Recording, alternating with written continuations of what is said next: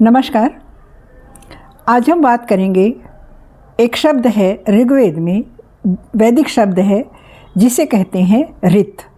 ऋत दर्शन ही नहीं, यह भारतीय चिंतन का मूल शब्द है। ऋत, जब हम धर्म, कर्म, नियम और सत्य की बात करते हैं तो इसका अर्थ होता है अटल दैवीय नियति या नियम, जिसे हम टाल नहीं सकते। जैसे सूरज का निकलना और डूबना, वर्षा ऋतु का आना या ऋतुओं का बदलना, नदियों का बहना, सुबह और शाम का होना, बीज का अंकुरित होना, ये सब ऋत है। ये एक अटल नियम है जो कॉस्मिक नियम है। इसे बदला नहीं जा सकता, ये होना ही है। ऋत देव, मनुष्य और प्रकृति के बीच का सत्य है। यह नियमित चाल है। इसे अनियमित नहीं किया जा सकता। इसे दैव ने बनाया है और प्रकृति की सत्य और स्थिर है कॉस्मिक ऑर्डर, सत्य, नियम और संतुलन।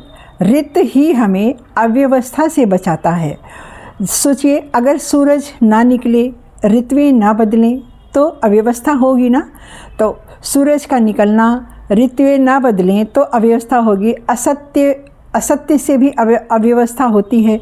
वर्षा ना हो तो संतुलन बिगड़ेगा, अनाज नहीं मिलेगा, तो सब अव्यवस्थित हो जाएगा अगर ऋत नियम पर ना चला। अंधकार हो जाएगा। ऋत का रक्षक कौन होता है? ऋग्वेद में बताया है, ऋत के रक्षक भी देवता होते हैं। वे देव हैं वरुण।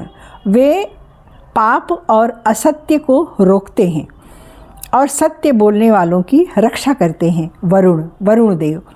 और मित्र भी ऋग्वेद में मित्र एक देव हैं जो हमारे समझ और नैतिकता को स्थापित करते हैं।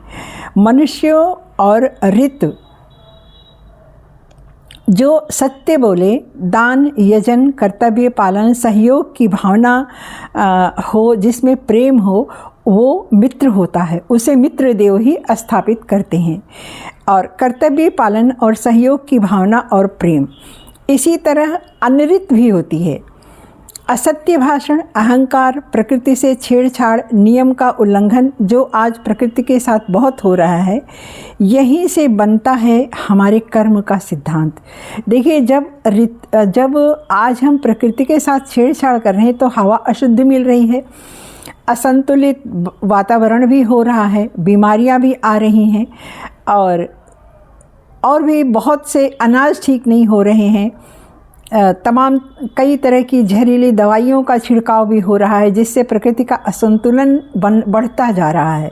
तो क्यों है ऐसा? क्योंकि हम ऋत का पालन नहीं करते।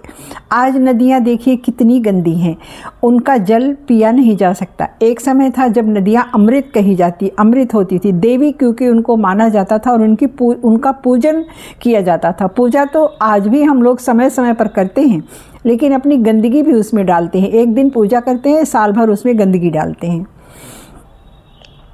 तो इस तरह से नियम के परिणाम का उल्लंघन जो होता है वो अव्यवस्था फैलाता है। और ऋत के अनुकूल जो होता है वही मनुष्य का धर्म होता है, और जो ऋत के विरुद्ध होता है वो अधर्म होता है। असत्य और लोभ आज बहुत है। अब इसे अनृत कहते हैं। पुराने बुजुर्ग लोग बोलते थे, हमने सुना है इसको अपने घर में भी दादा से और बाबा से, दादी से, कि अनरीति मत करो। ऐसा सुना है। जो कुछ अगर कोई गलत करता तो उसे यही कहा जाता था, अनरीत मत करो। तो अनरीत क्या थी? असत्य बोलना, छल कपट करना, झूठ बोलना, नियमों का उल्लंघन करना, इसे अनरीत कहते हैं। और जो धर्म पर चलता है उसे ऋत कहते हैं। ये वैदिक शब्द है। ऋत जीवन को व्यवस्थित रखने का सूत्र है। यह केवल शब्द ही नहीं है। अगर इसकी गहराई में जाए तो ये बहुत बड़ा अर्थ लिए हुए है यह शब्द ऋत। जब हम सत्य, संतुलन, कर्तव्य और नियम से जीते हैं तो हम ऋत के साथ जीते हैं। और जब हम असत्य बोलते हैं, असंतुलित रहते हैं, कर्तव्य का पालन नहीं करते, अनियमित रहते हैं, हर चीज़ में अनियमित रहते हैं, चाहे वो ऋतु हो, चाहे अपना नैतिक जीवन हो, तो वो अनिरित हो जाता है। तो वीडियो, हमें लगता है कि वीडियो ये सबको ज़रूर अच्छा लगना चाहिए, क्योंकि इसमें एक ऋग्वेद से एक शब्द मैं खोज के लाई हूँ, जो शायद बहुत लोगों के लिए, आज के बच्चों के लिए तो ये नया होगा। ऋत क्या है? तो यह एक वैदिक सत्य है, और इसको आपको वीडियो अच्छा लगना चाहिए तो इसे आप लाइक करें, शेयर करें और सब्सक्राइब करें। धन्यवाद।